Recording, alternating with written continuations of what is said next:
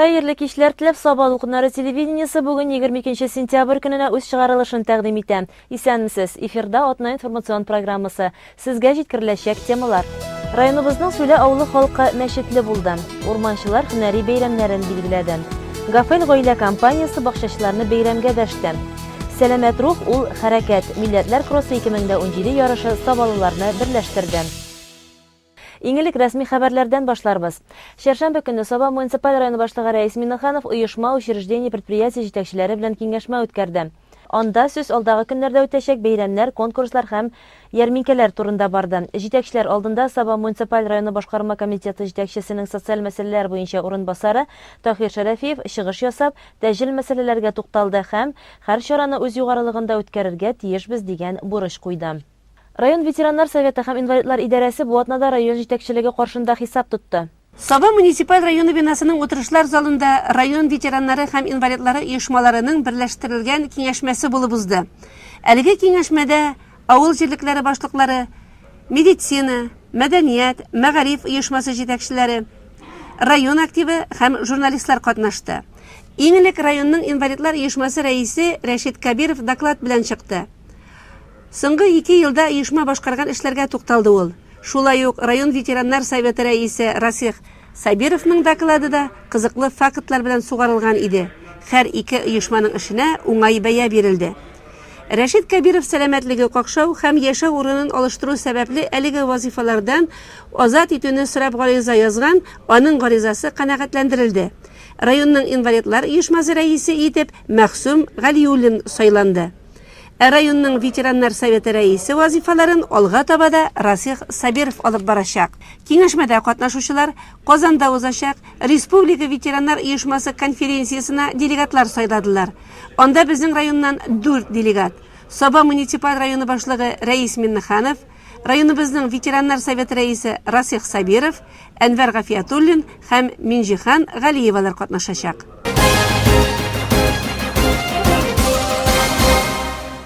Дәвам итәбез. Сүлә авылы районыбызның кечкенә авылларының берсе. Биредә бүгенге көндә 4 дистәдән артык кеше гомер кичерә.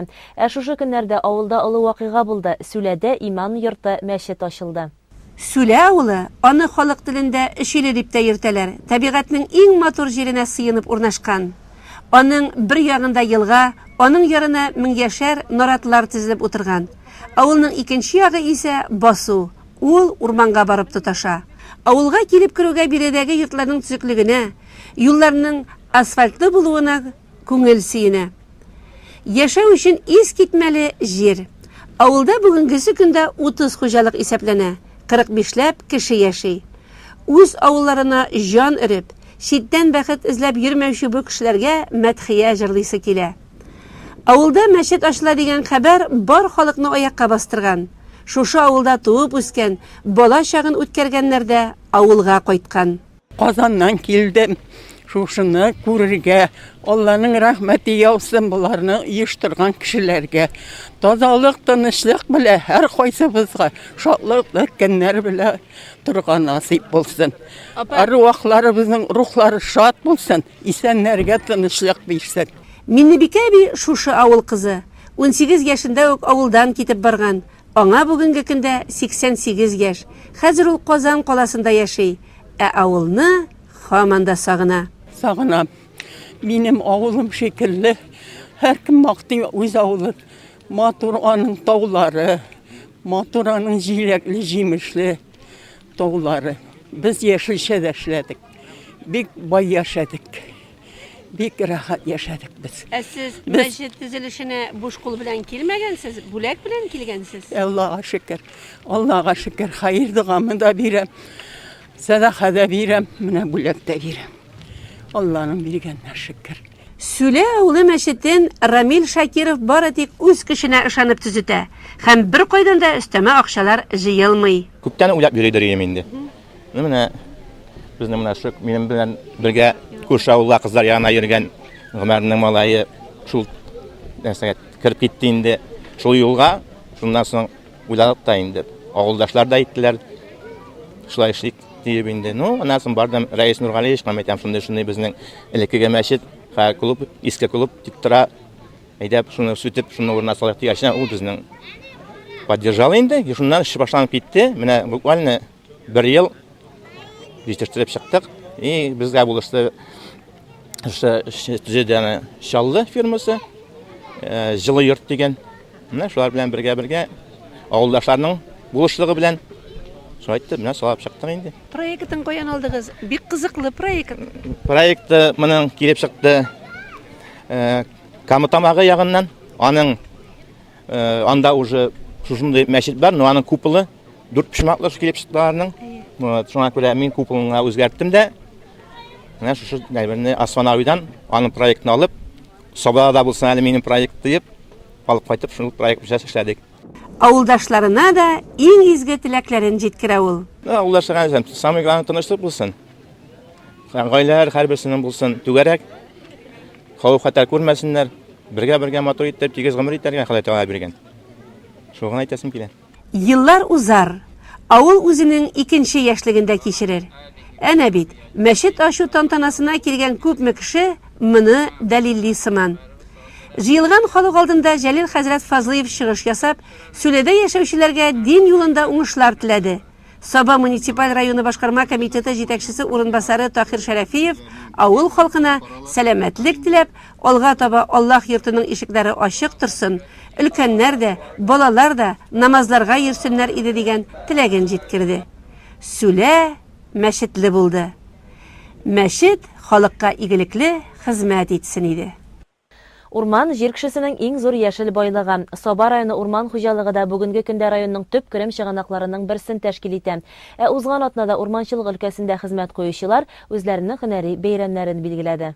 Урманчылар бу атнада үзләренең һөнәри бәйрәмнәрен билгеләп үтте. Шушы уңайдан урман хуҗалыгында эшләүчеләр лесхоздагы Карпат аланында һөнәри осталыклары буенча көч сынаштылар. Саба урман хуҗалыгы Татарстандагы 8 район җирен кылачлый. Бу көнне урманчылар бер аланга җыелып, һөнәри осталыкларын арттыру максатыннан төрле конкурсларда катнаштылар. Урманнарны саклау, хезмәткә түләү, визирлап участок бүлеп алу, агач утырту, яфраклары буенча агачларны танып белү, янгын сөндерү кебек конкурсларда сынатмады урманчылар. Һәр елны шушы урманчылар көнендә инде многоборье дибез инде ярышлар үткәрелә.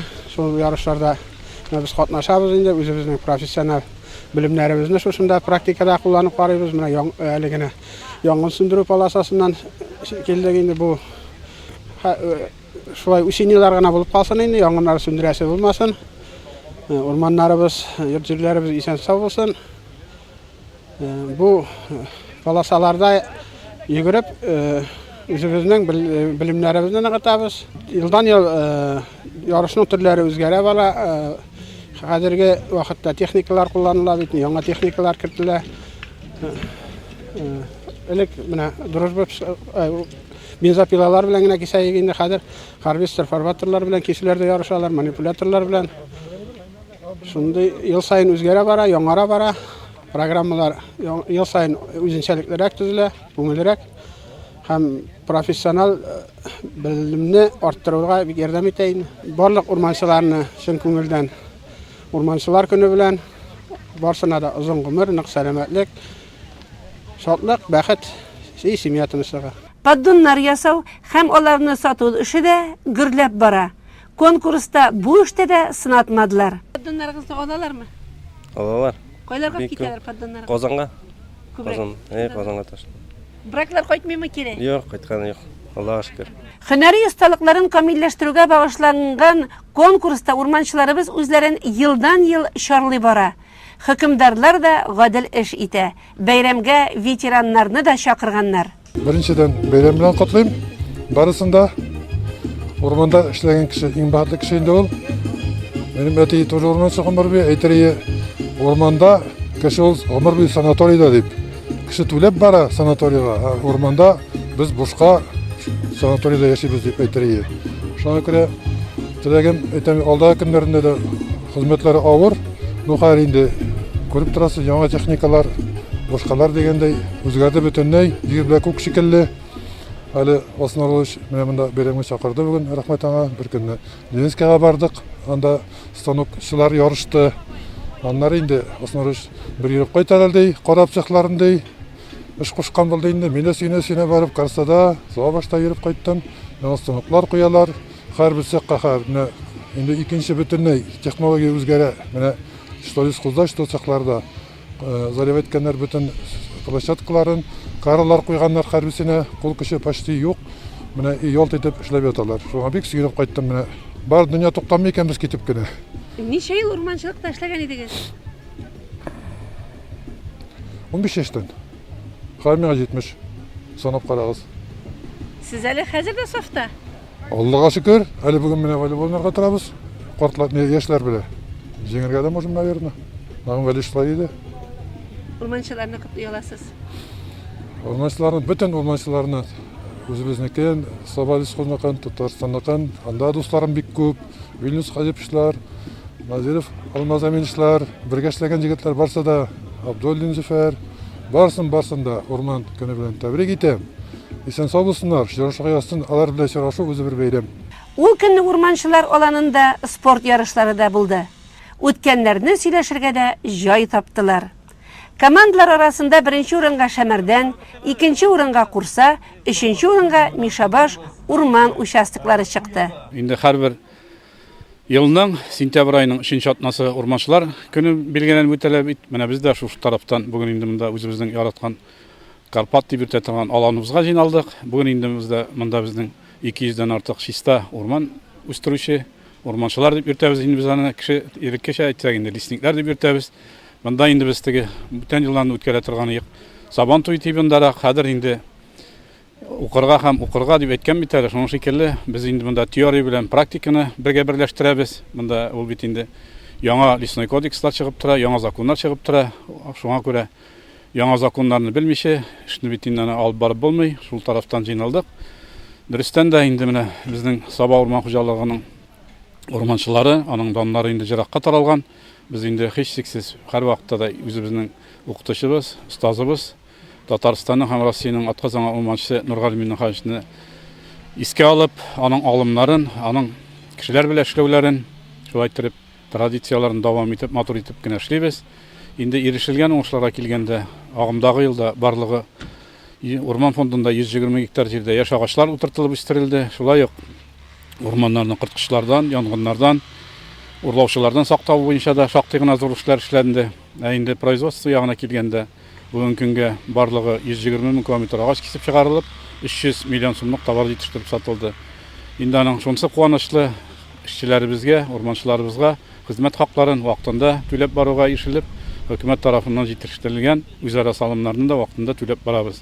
Минем инде әйтәсе килгән сүзем шул, республикабызның барлык урманчыларына, шәһәр, авылда яшәүче халыкларыбызга инде без бер урманчы гына ул урманны гына контроль итеп бетерә алмый. Безнең республикада бит инде бөтен кеше дә мин шуңа күрә урманчы дип саныйм. Андый дип берәр нәрсә булса телефоннан хәбәр итәләр. Менә шунда Ильянда урман да әзрәк төтен чыга башласа, урман итүче урман итеп башласалар, барыгызны да якынлашып килүче бәйрәм белән чын күңелдән тәбрик итәм.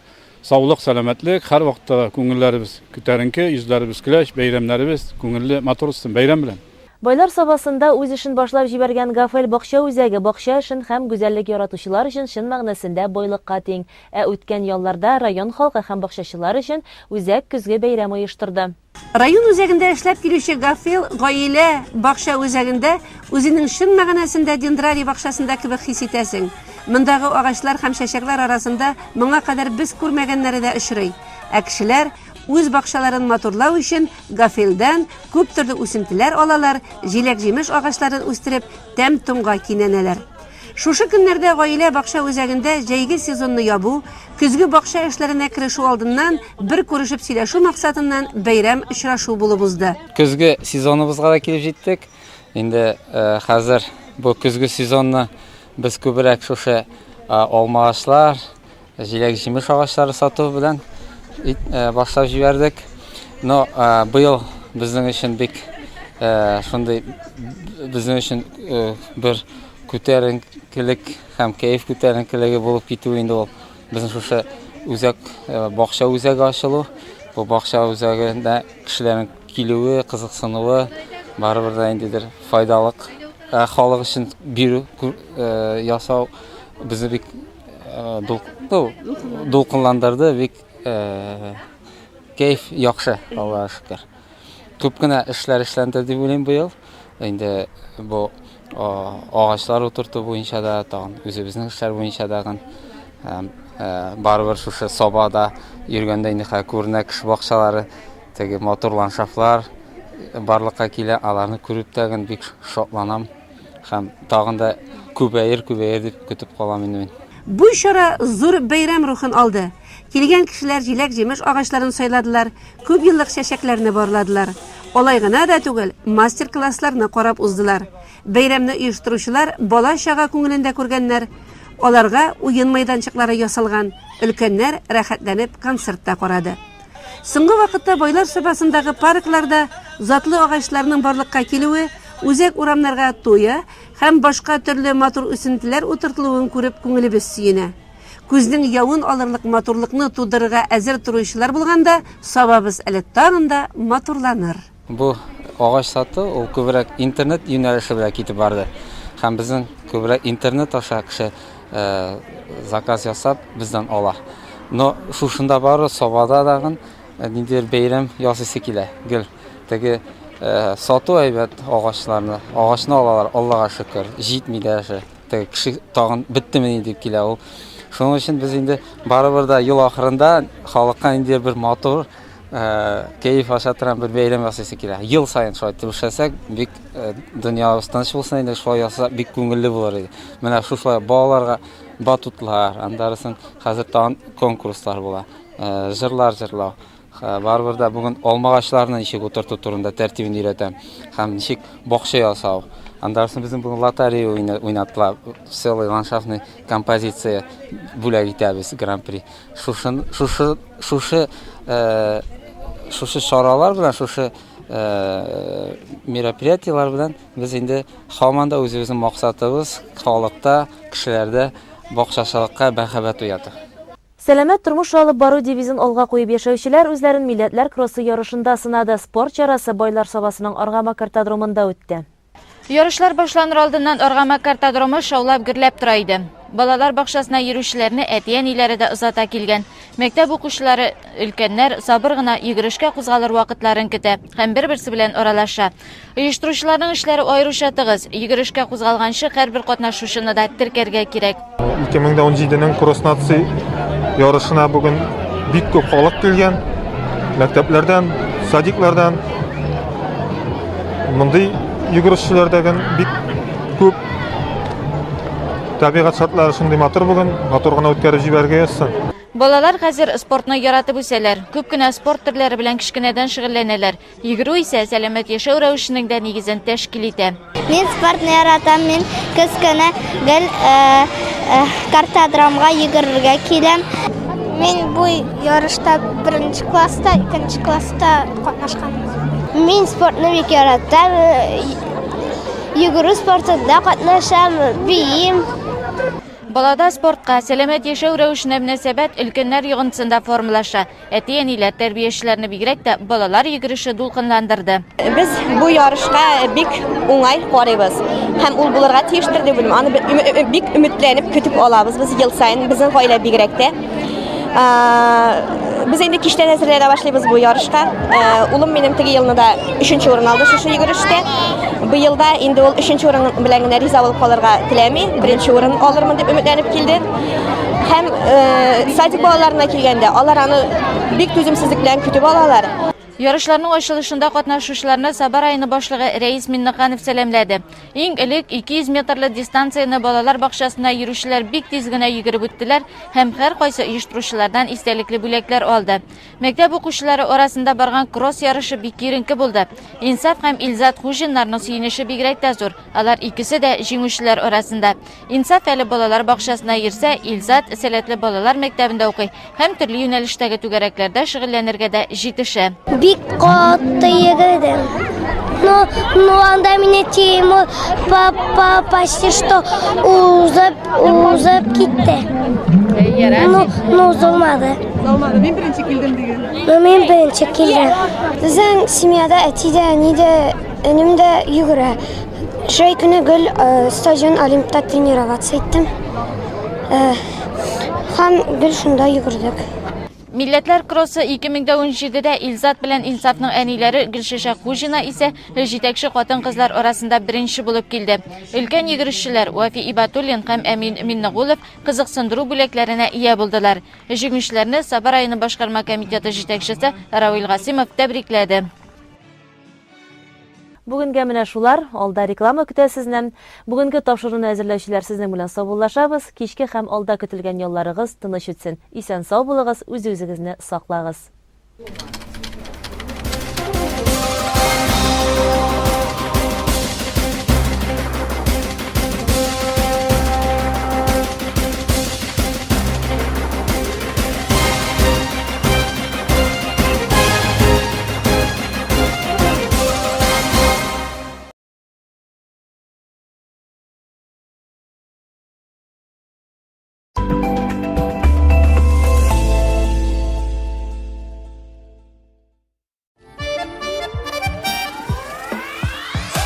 идәни булса, кешесенә шул кирәк. Алмазда җиһаз ясыйлар, заказыңны бир тизрәк. 6 елдан артык мебель базарында эшләүче Алмаз җиһаз җитештерү предприятиесе заманча корпуслы мебельләр, бүлмә ишекләре тәкъдим итә. Сыйфатлы материал, төсләр күптөрлелеге, киле бүлшәү, кулай бәя, 6 айга кадәр бүлеп түләү мөмкинлеге, 2 елга кредитка бирү, 3 ел гарантия, яхшы дизайн һәм иң мөһиме югары сыйфат. Барысы да бездә, Алмазда. Сыйфатлы затлы итеп ясый белә осталар. Эшли белеп эшләгәч, бар яктан да ыталар. Алмаз мебель. Без сезнең өметләрне аклыйбыз. Свой интернет на своей территории. Бесконечный 4G по всему Татарстану и 300 минут на других операторов за 8 рублей в день. Мобильная связь «Летай». Подробности на start.letai.ru. Кояш нуры биетүче кымбыртыгы, шикләр белми юк бар киртәләрне. Ул бәхетле, чөнки ул ирекле. Шулай шиксез узар диде иртәләрем. Шулай балкып кичә генә.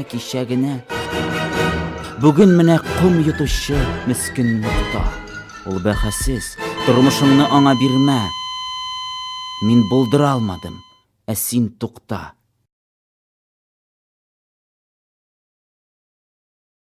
Управление Федеральной налоговой службы по Республике Татарстан напоминает: уезжая в отпуск за границу, проверьте налоговую задолженность в личном кабинете на сайте Федеральной налоговой службы России. Желаем вам приятного отдыха!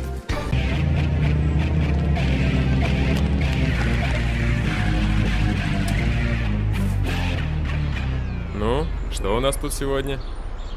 Самогонщик. Ночью продавала. Фанфурики. Ну, этот, контрафактник, в гаражах разливал. Сопротивлялись? Как могли. Не надо вам амбалом быть, чтоб преступников ловить. Просто сообщите в народный контроль. С самогонщиком аккуратней. Кусается. Гадәттән тыш хәл барлыкка килгәндә 112 номерын җыярга кирәк. Янгын, юл һәлакәте, газ исе чыкса, хукук бузулар, милләт-ара яисә дин-ара низаклар туса, тормыш һәм сәламәтлеккә куркыныч янаса, 112 номеры буенча ярдәм чакыру баланста акча калмаганда да, элентә начар булганда да мөмкин. Тормышыгыз имин булсын. Илебездә яшәүче халыкларның уртак тарихы һәм киләчәге бар. Бергә яңа җиңүләргә ирешәбез. Безне гасырлар дәвамында ныгыган дуслык бәйли. Көч-куәтебез йөрәкләр бердәмлегендә. Халыклар төрлелеге, Татарстан байлыгы.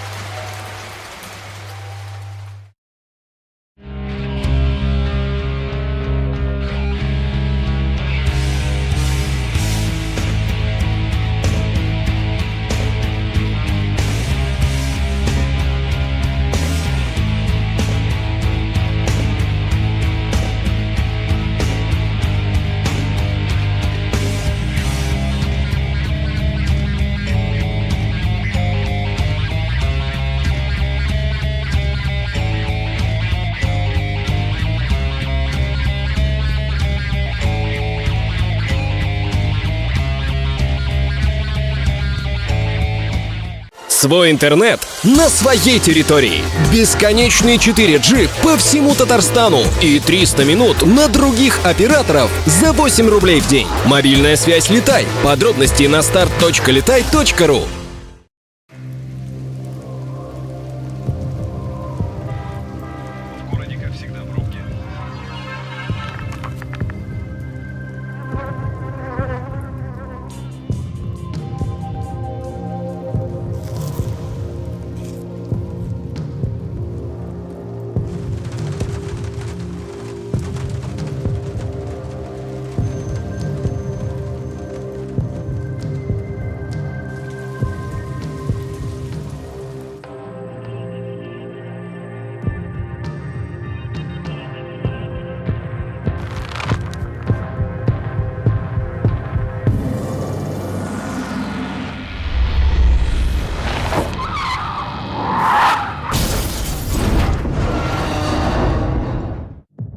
Потеряв терпение, можно потерять жизнь. Не пересекай черту. Что вы знаете о наборе социальных услуг? Это страховка на случай тяжелой болезни. Это когда можно выбрать деньги. Деньги – это неправильный выбор. Лечение может стоить очень дорого. Например, онкология до 2 миллионов рублей в год. О наборе социальных услуг я знаю, но сосед мой не знает. И отказался от услуг социальных. И теперь ежемесячно 10 тысяч на лекарства тратит. Не надо брать деньги. Я очень жалею, что от лекарств отказалась. Что вы знаете о наборе социальных услуг? Это когда в случае отказа от денег лекарство можно взять на любую сумму. Но это спокойствие моей семьи. А сколько стоит ваше здоровье?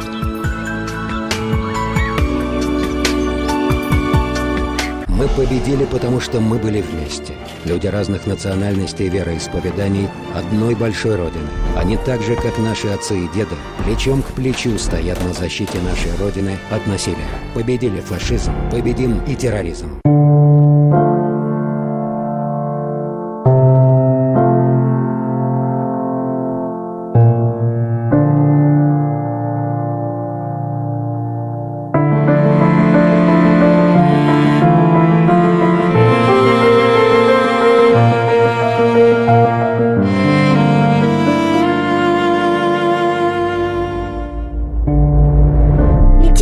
Нас там, где ездят машины.